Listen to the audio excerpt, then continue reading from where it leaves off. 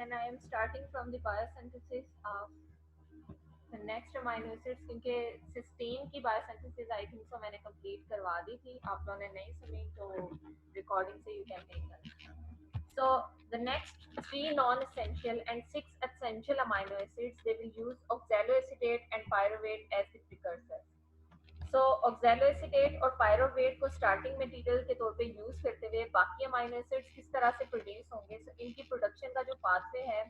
we will discuss this pathway. So first of all we have material, because you can see here कि आपके पास जो oxaloacetate है, first of all it will produce aspartate by the simple amino transfer reaction. इससे पहले जैसे alpha ketoglutarate से glutamate की प्रोडक्शन में आपने ऑब्जर्व किया था कि सिंपली एक एंजाइम की मदद से आपका जो एक कीटो एसिड है वो अमाइनो एसिड के अंदर कन्वर्ट होने का पोटेंशियल रखता है। So similarly oxaloacetate to aspartate aminotransferase is an enzyme जो कि अमाइनो ग्रुप को ट्रांसफर करेगा from a donor to acceptor oxaloacetate और फाइनली इस ऑक्सैलोएसिटेट को एस्पार्टेट में कन्वर्ट कर देगा। Once the aspartate is produced, it means कि asparagine, methionine, lysine और threonine की जो बायोसिंथेसिस है उसके पाथवेज इस aspartate को as a starting material use करते हुए डिफरेंट एंजाइम्स की मदद से aspartate को इन 4 डिफरेंट अमाइनो एसिड्स में कन्वर्ट करने का पोटेंशियल रखते हैं। So first of all aspartate जो है वो किस तरह से इन अमाइनो एसिड्स को प्रोड्यूस करता है, इनकी प्रोडक्शन के लिए जो आपके पास यहाँ पे रिएक्शन बनाया गया है, इसमें very first step is the phosphorylation is similar to the phosphorylation of the glutamate, जो कि इससे पहले हमने डिस्कस की थी। aspartate ऐसे अमीनो एसिड्स हैं जिनकी साइड चेन के अंदर there is an additional carboxylic acid group, so these kinases normally introduce a phosphate group to the gamma position और the carboxylic acid group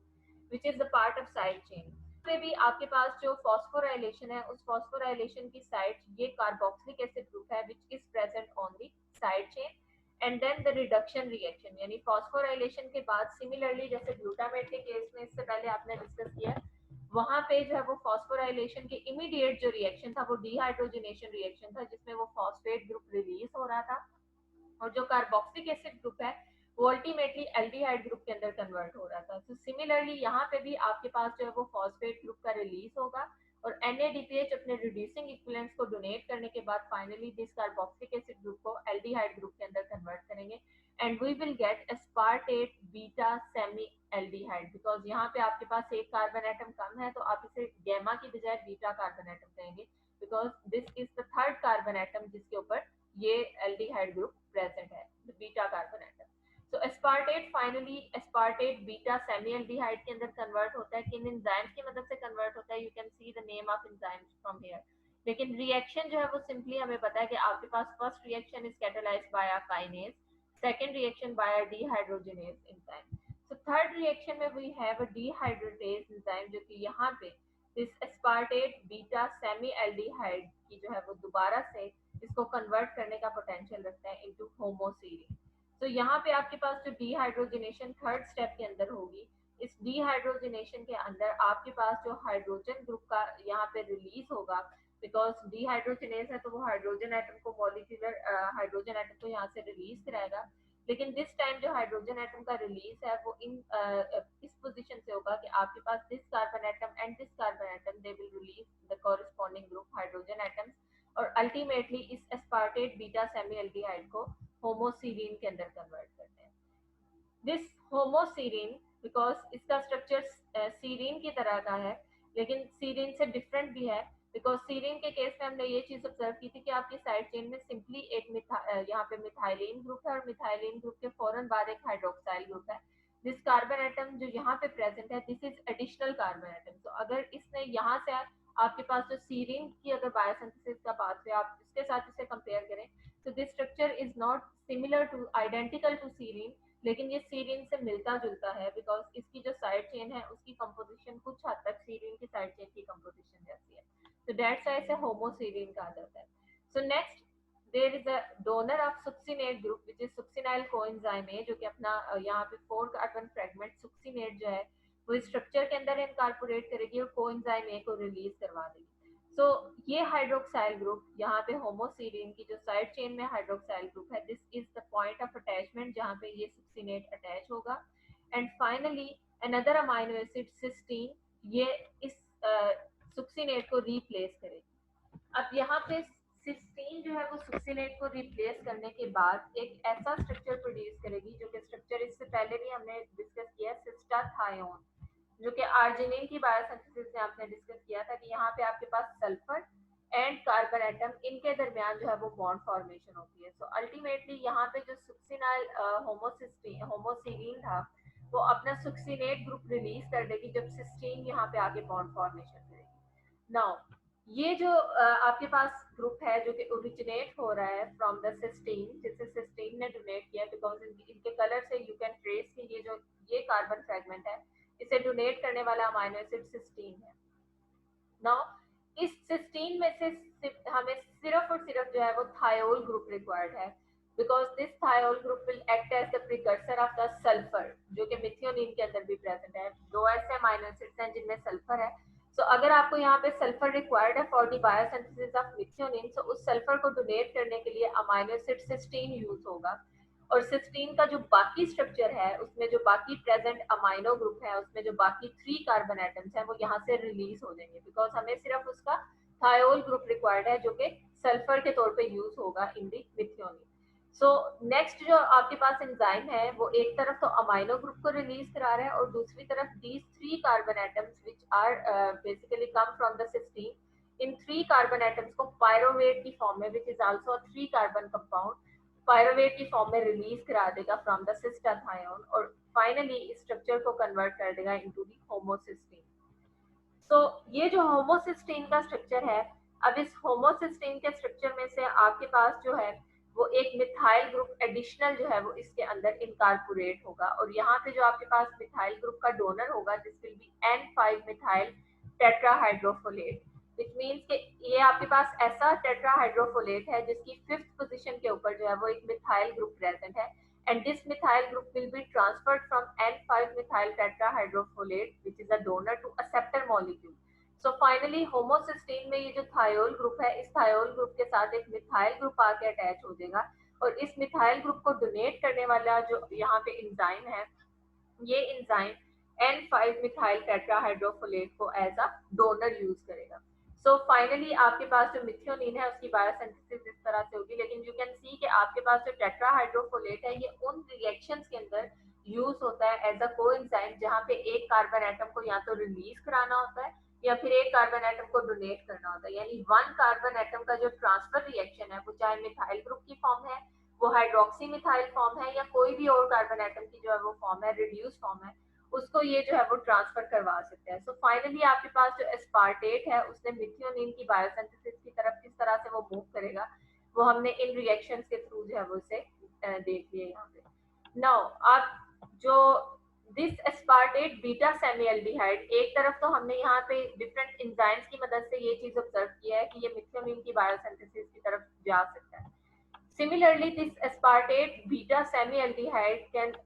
move toward the other pathway, जिसमें आपके पास जो है वो इस यहाँ के जो रिएक्शंस हैं वो इस पाथवे से जो कि मिथियोनिन की बायोसिंथेसिस में यूज हो रहा है उस पाथवे से टोटली डिफरेंट है। So first of all, the pyruvate will come and it will fuse with the aspartate beta semialdehyde, और point of fusion जो है वो again this carbon atom है which belongs to the side chain. So these 3 carbon atom of the pyruvate they will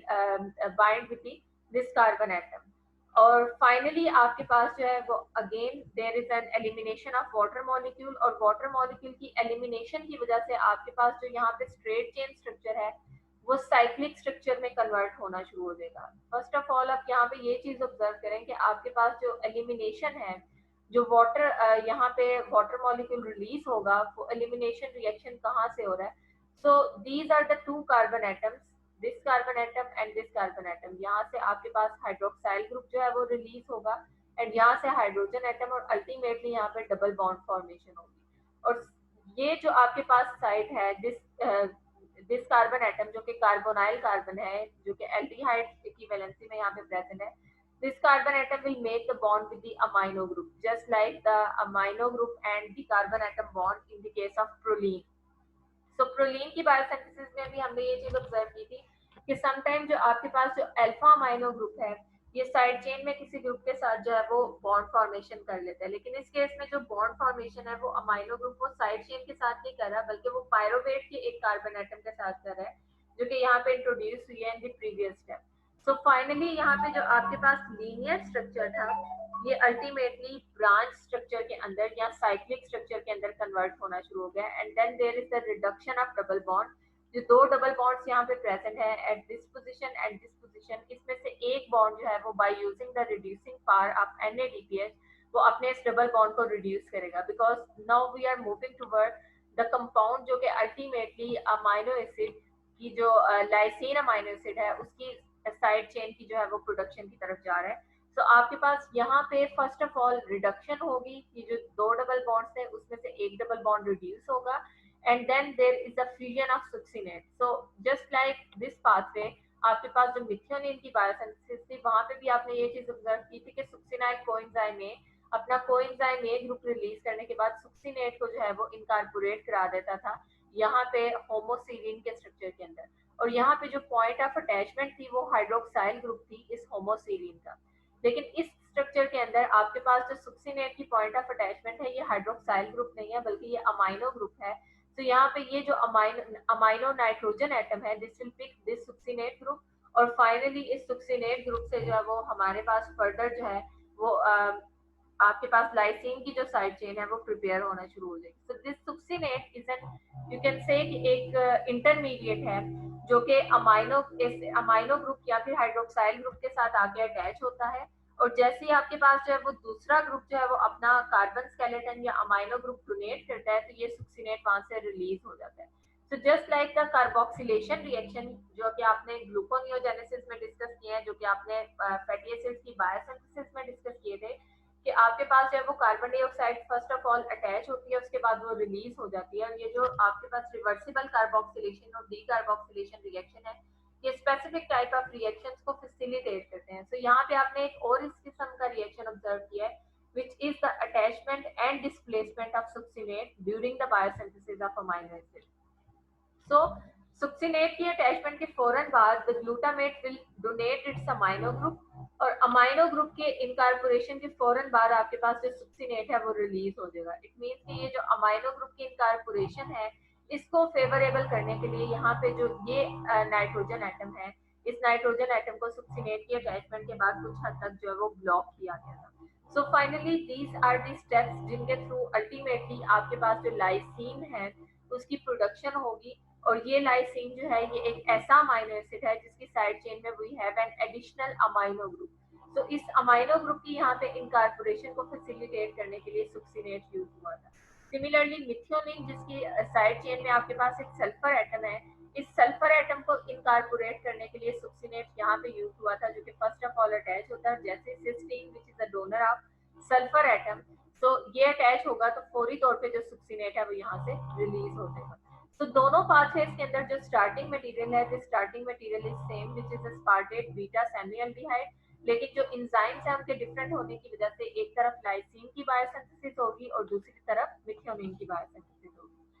Sometimes the methionine biosynthesis and threonine biosynthesis इनके जो precursors हैं they can be shared. For example, homoserine एक तरफ जो है वो succinyl coenzyme A के साथ फ्यूजन के बाद ये मिथियोनिन की बायोसिंथेसिस के पाथवे में ऐड हो सकता है, लेकिन दूसरी तरफ आपके पास अगर इसी होमोसीरीन की फॉस्फोराइलेशन हो जाए तो this homoserine will now produce another amino acid which is threonine. यानी आपके पास जो फॉस्फोराइलेशन है या सक्सिनाइल कोएंजाइम ए की कंडेंसेशन ये डिसाइड करेगी कि होमोसीरीन कौन से अमाइनो एसिड को प्रोड्यूस करेगा।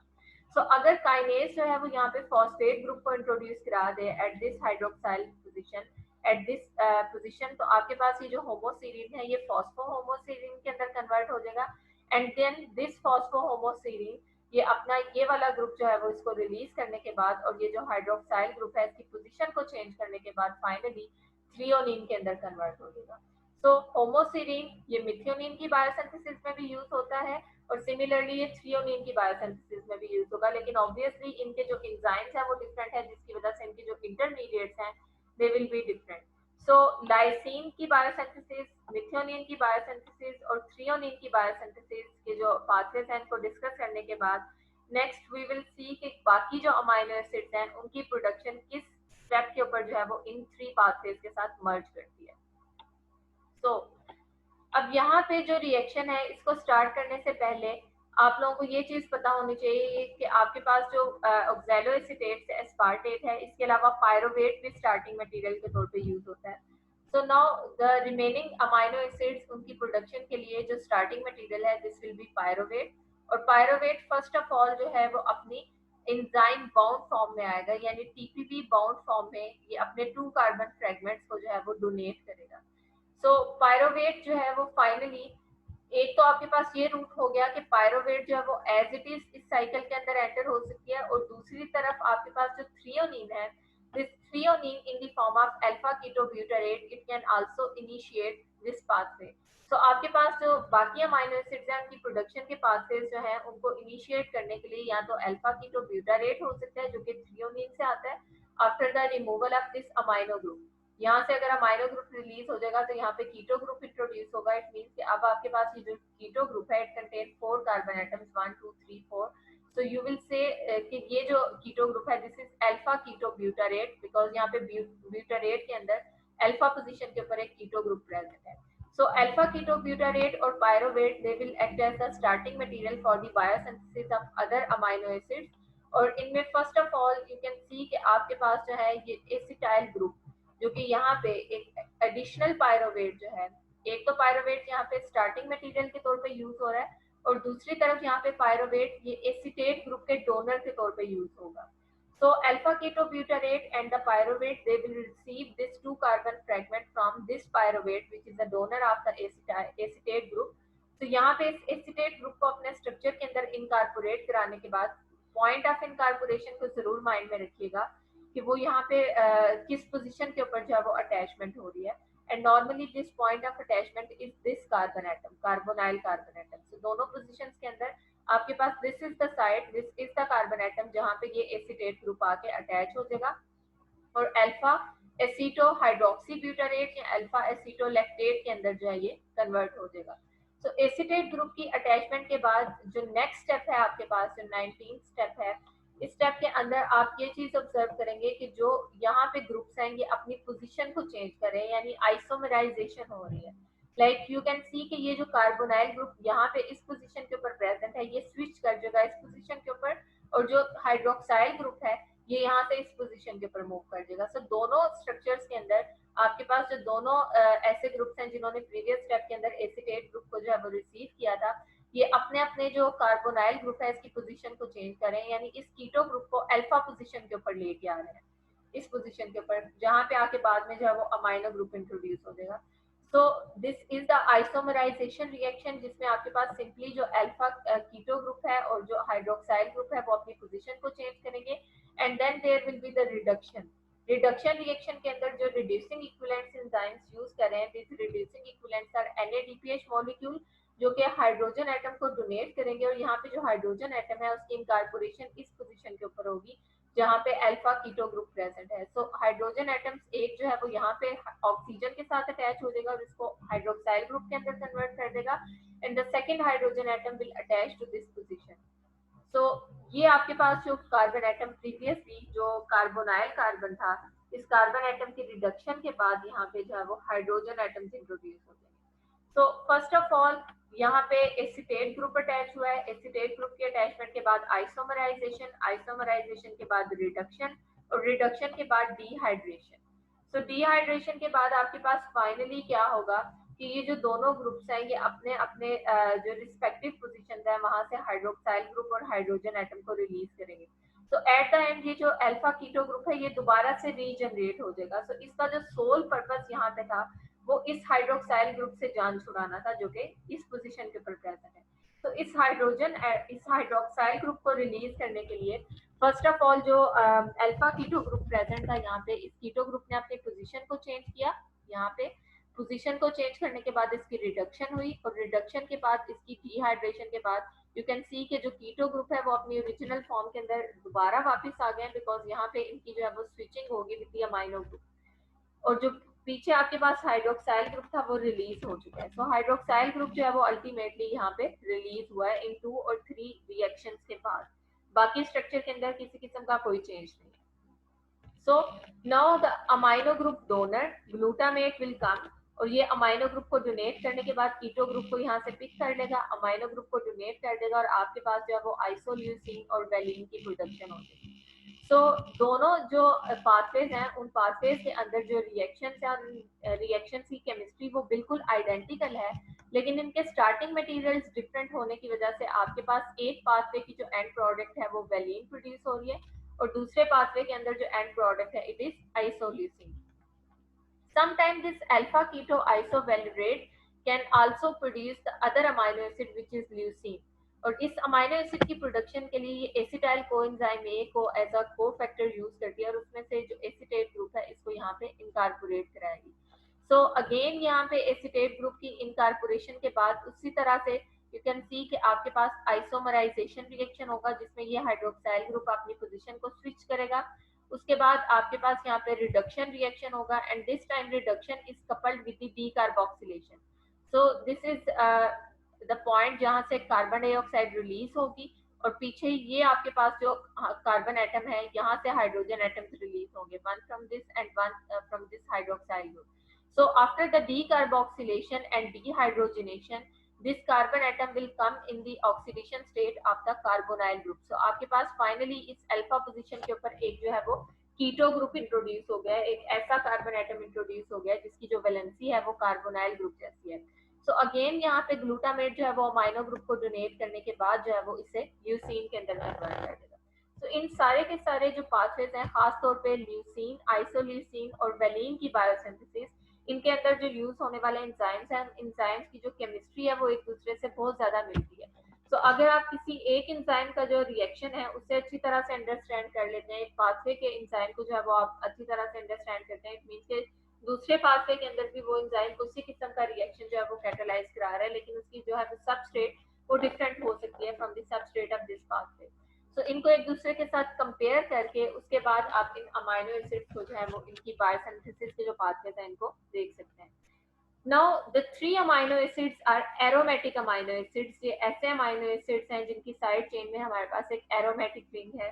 और इन अमाइनो एसिड्स की जो प्रोडक्शन है वो प्रोडक्शन एक इंटरमीडिएट को यूज नहीं करती बल्कि यहाँ पे दो इंटरमीडिएट्स हैं और ये भी फर्स्ट ऑफ ऑल एक की रेगुलेटरी मॉलिक्यूल जिसको कोरिस्मेट कहा जाता है उसको प्रोड्यूस करेंगे और उसके बाद इन अमाइनो एसिड्स की बायोसिंथेसिस होगी। Yani first of all phosphoenol pyruvate and erythrose 4-phosphate they will produce corismate or this corismate will produce then the three aromatic amino acids। So first of all जो मैं आप लोगों के साथ यहाँ पे डिस्कस करूंगी वो मैं इन दो प्रिकर्सर्स को यूज करते हुए कोरिस्मेट को की प्रोडक्शन का जो पाथ है इसको डिस्कस करूंगी और फिर this chorismate will produce phenylalanine, tyrosine and tryptophan.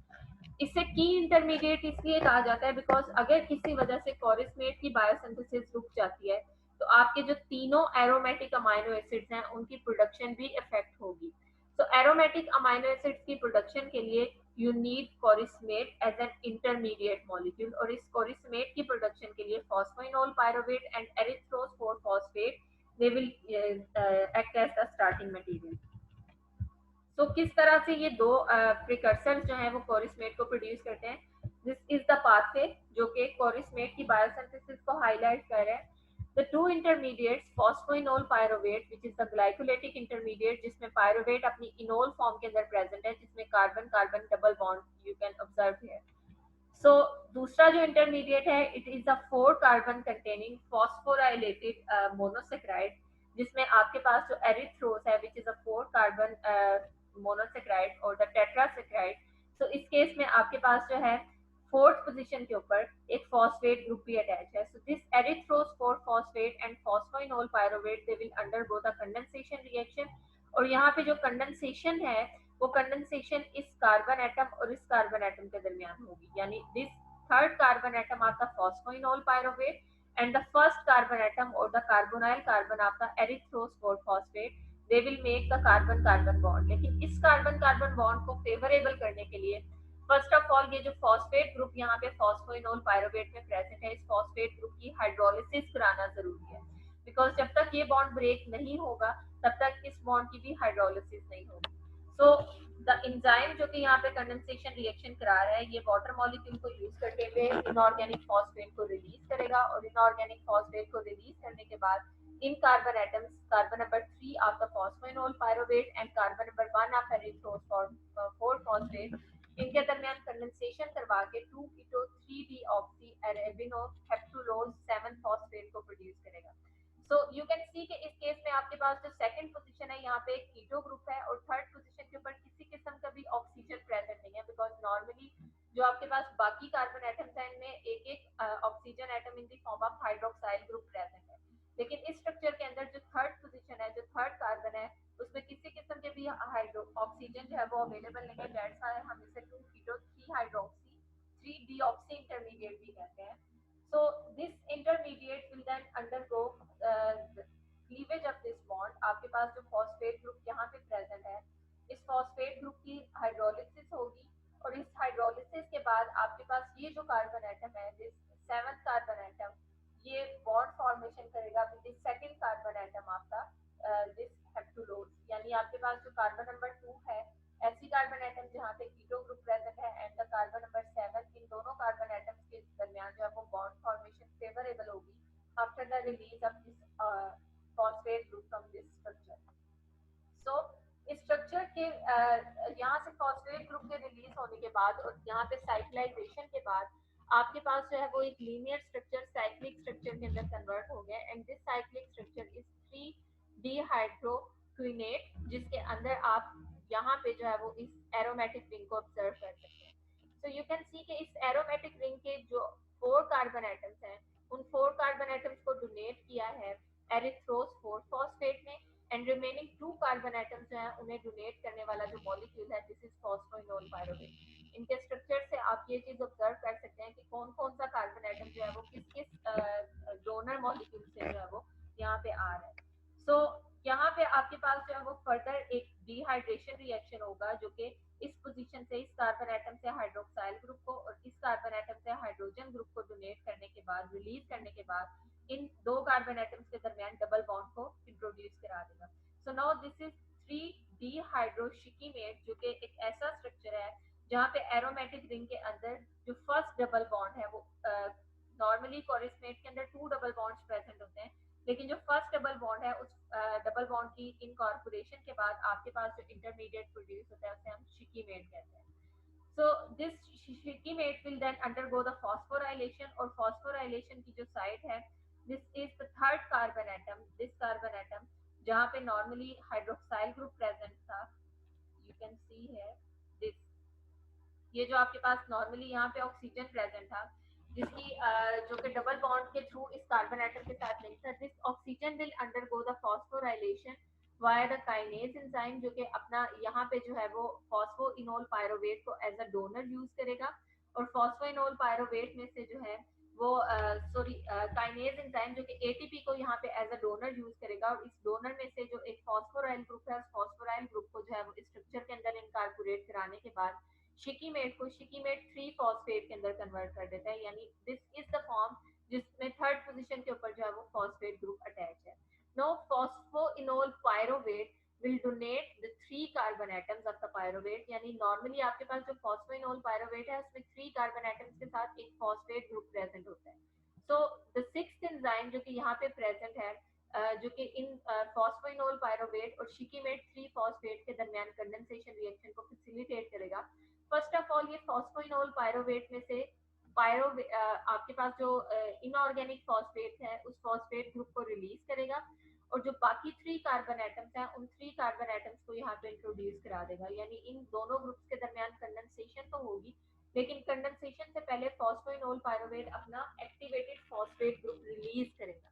तो इस फॉस्फेट ग्रुप के रिलीज के बाद आपके पास जो शिकीमेट है उस शिकीमेट की 5th पोजीशन के ऊपर there is an enol pyruvate and the 3rd position के ऊपर आपके पास एक फॉस्फेट ग्रुप प्रेजेंट है। तो इस शिकीमेट को हम 5 इनोल पायरोवाइल शिकीमेट 3 फॉस्फेट भी कहते हैं बिकॉज इस स्ट्रक्चर के अंदर 3rd पोजीशन के ऊपर फॉस्फेट है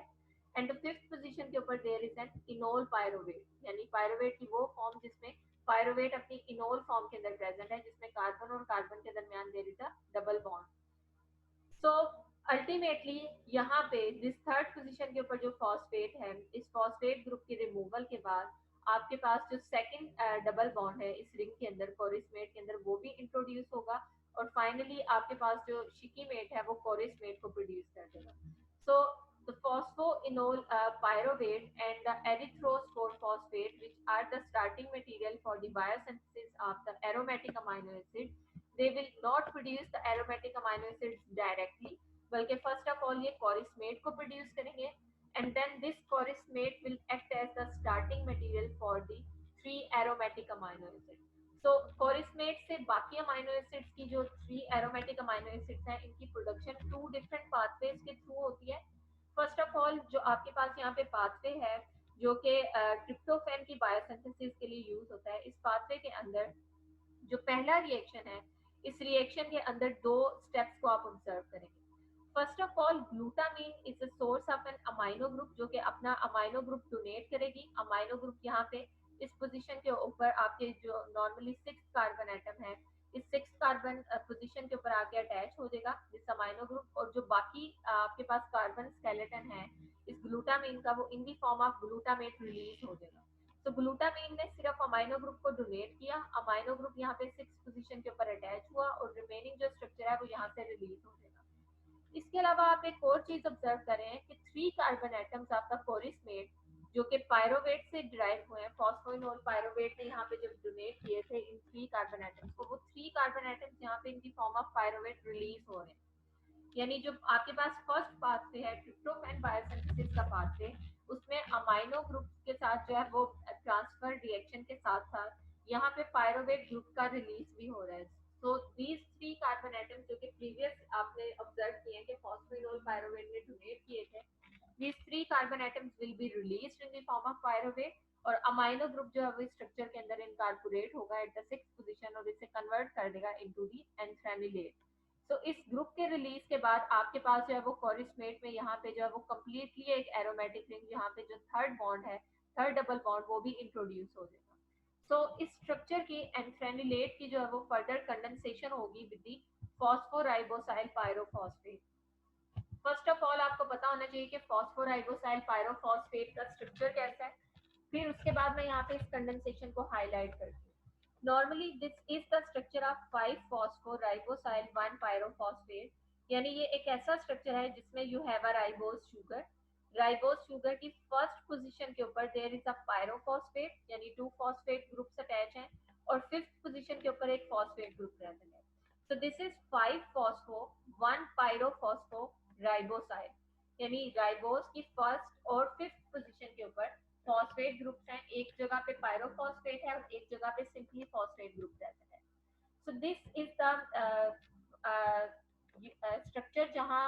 आपके पास जो है वो इधर कंडेंसेशन होगी. लेकिन कंडेंसेशन से पहले आप ये चीज ऑब्जर्व कर सकते हैं कि पायरोफॉस्फेट यहाँ से रिलीज हो रहा है. तो आपके पास सिंपली जो राइबोस 5 फॉस्फेट है वो यहाँ पे कंडेंसेशन रिएक्शन में जो है वो पार्टिसिपेट करेगी. जो फर्स्ट पोजीशन के ऊपर जो पायरोफॉस्फेट है वो पायरोफॉस्फेट यहाँ से रिलीज हो जाएगी. सो यू कैन सी कि आपके पास जो कंडेंसेशन है वो किन किन पोजीशंस के ऊपर होनी है. कंडेंसेशन के लिए आपके पास एक तरफ तो इस एंथ्रेनिलेट का अमाइनो ग्रुप यूज होगा, this nitrogen atom is the side जहाँ पे आके ये राइबोस 5 फॉस्फेट अटैच होगा, और दूसरी तरफ आपके पास ये जो शुगर है इस शुगर की first position is the side जहाँ पे आपके पास जो है वो कंडेंसेशन होगी. सो अल्टीमेटली आपके पास जो है ये एंथ्रेनिलेट ये 5 फॉस्फोराइबोसाइल एंथ्रेनिलेट के अंदर कन्वर्ट हो जाएगा. यानी एंथ्रेनिलेट का जो अमाइनो ग्रुप है उस अमाइनो ग्रुप की नाइट्रोजन के ऊपर 5 फॉस्फोराइबोसाइल जो है वो अटैच हो चुका है. So now this 5 phosphoribosyl group it will again undergo the cyclization, और इस टाइम आपके पास जो साइक्लिक रिएक्शन है यू कैन सी कि आपके पास ये इस रिंग के अंदर होगा. आपके पास जो नॉर्मली जो हाइड्रोक्साइल ग्रुप और हाइड्रोजन एटम इस रिंग के अंदर आप मल्टीपल पोजीशंस के ऊपर ऑब्जर्व कर रहे हैं, sometime they will be displaced by the other groups. यहाँ पर ये सब्स्टिट्यूट होंगे, यहाँ पर सिंपली ये रिलीज हो जाएंगे. और अगर यहाँ पे इस रिंग के अंदर किसी भी पोजीशन से हाइड्रोजन या हाइड्रोक्साइल ग्रुप जो है वो रिलीज होता है, इट मींस के जो कार्बन और कार्बन यहाँ पे प्रेजेंट है they will undergo the double bond formation. तो यू कैन सी कि आपके पास एक तरफ तो carbon number 1 is the side जिसने यहाँ पे इस अमाइनो ग्रुप के साथ बॉन्ड फॉर्मेशन किया है, लेकिन दूसरी तरफ यहाँ पे this carbon atom is making a bond with the adjacent carbon atom, और ये बॉन्ड जो है ये डबल बॉन्ड है. तो इस डबल बॉन्ड को नॉर्मली एक ऐसा एंजाइम है जो कि इस रिंग के साथ अटैच करवा देता है। यानी आपके पास ये जो पूरे का पूरा स्ट्रक्चर है यहाँ पे, जो कि ओरिजिनेट हुआ है फ्रॉम दी 5-फॉस्फोराइबोसाइल, उसमें ये वाला जो पोर्शन है, this carbon atom and this carbon atom, ये जो 2 कार्बन एटम्स है, इन 2 कार्बन एटम्स को जो है वो रिंग के साथ फ्यूज करवा लिया जाता है। यानी ये जो आपके पास दिस कार्बन एटम है, the second carbon atom, it can make the bond with this position. तो अगर यहाँ पे इन दोनों के दरमियान बॉन्ड फॉर्मेशन हो जाएगी, तो इट मीन्स आपकी जो रिंग प्रीवियसली एक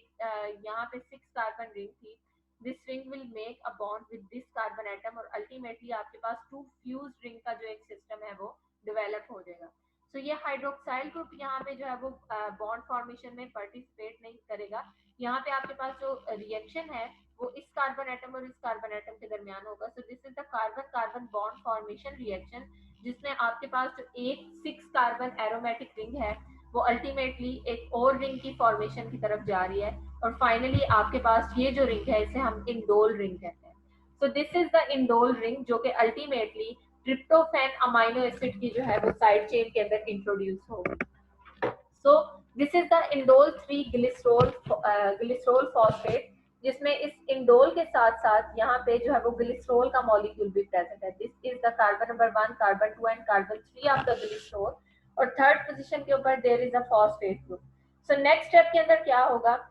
the glyceraldehyde 3 phosphate will be released, यानी ये जो आपके पास यहाँ पे ग्लिसरॉल 3 फॉस्फेट है, ये in the form of glyceraldehyde 3 phosphate जो है ये रिलीज होगा, और आपके पास जो सीरीन अमाइनो एसिड है, this serine amino acid will come and make a bond with this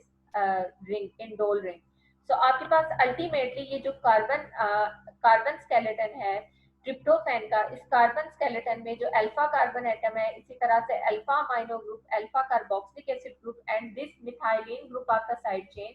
in groups को डोनेट करने वाला जो स्ट्रक्चर है, this is the serine amino acid. तो सीरीन ने बाकी सारे के सारे ग्रुप्स को तो अरेंज कर लिया है, लेकिन जो साइड चेन के अंदर इंडोल रिंग है, इस इंडोल रिंग को प्रोड्यूस करने के लिए आपके पास जो है वो फॉरिसमेट का होना जरूरी है। तो फॉरिसमेट से किस तरह से इंडोल रिंग प्रोड्यूस होगी, और फिर इस इंडोल रिंग के साथ बाकी जो है वो सीरीन कार्बन फ्रेगमेंट्स को अटैच करवा के इस फॉरिसमेट को अल्टीमेटली ट्रिप्टोफैन के अंदर कन्वर्ट कर देता है। लेकिन ट्रिप्टोफैन सिर्फ वाहिद एरोमेटिक अमाइनो एसिड नहीं है, ट्रिप्टोफैन के साथ साथ we need tyrosine as well as phenylalanine. So there is an other pathway जिसके थ्रू ये फॉरिसमेट जो है ये फाइनली ये फिनाइलएलानिन और टायरोसिन के अंदर कन्वर्ट होता है। सो फर्स्ट जो आपके पास यहाँ पे रिएक्शन है, इस रिएक्शन के अंदर यू कैन ऑब्जर्व कि आपके पास जो है वो first of all isomerization reaction हो रहा है, और इस आइसोमराइजेशन रिएक्शन के अंदर आपके पास ये जो फॉरिसमेट के ऊपर 3 कार्बन फ्रेगमेंट यहाँ पे अटैच है, this 3 carbon fragment will be cleave, और यहाँ पे ये इस 6 पोजीशन के ऊपर अटैच हो जाएगा, लेकिन दिस टाइम यहाँ पे जो अटैचमेंट होगी वो इस मिथाइलिन कार्बन एटम के थ्रू होगी। सो फॉरिसमेट फर्स्ट ऑफ ऑल यहाँ पे जो है वो आइसोमराइजेशन के थ्रू वो अपने जो है वो एक similar structure which is the prephenate structure उसके अंदर कन्वर्ट होगा, और इस केस में आपके पास नॉर्मली 5th पोजीशन के ऊपर फॉस्फोइनोल पायरोवेट ने पायरोवेट को इंट्रोड्यूस कराया था, this pyruvate will be introduced at the 6th position, और यहाँ से सॉरी फर्स्ट पोजीशन, और यहाँ से जो आपके पास बॉन्ड की क्लीवेज है, और उस क्लीवेज के बाद जो डबल बॉन्ड है वो भी अपनी पोजीशन को स्विच करेगा। So ultimately this is the starting material जो कि फर्दर 2 डिफरेंट पाथवेज को फ्यूल कर सकता है। दोनों पाथवेज में बच्चे ये पाथवे मैं कंप्लीट कर लूँ, उसके बाद मैं एंड कर लेती हूँ, आप सिर्फ मुझे 5 मिनट्स दे दें। ओके ओके मैम,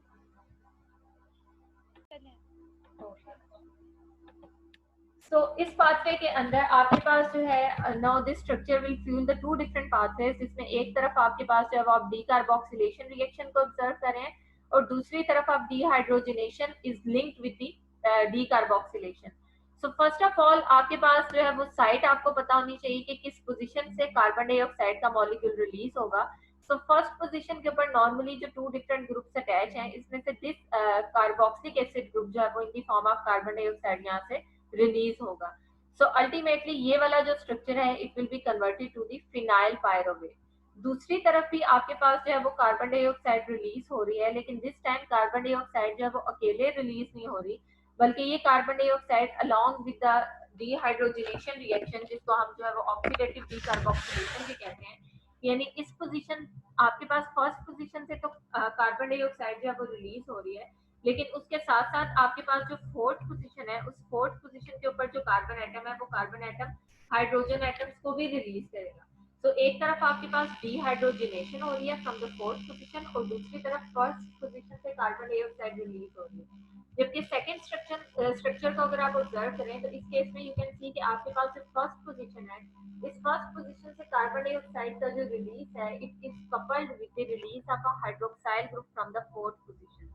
तो दोनों पाथवेज के अंदर आपके पास जो है वो कार्बन डाइऑक्साइड तो दोनों तरफ रिलीज हो रही है, लेकिन एक पाथवे में कार्बन डाइऑक्साइड का जो रिलीज है वो साथ में हाइड्रोक्साइल ग्रुप को रिलीज करा रहा है, और दूसरी तरफ कार्बन डाइऑक्साइड जो है वो it is being release with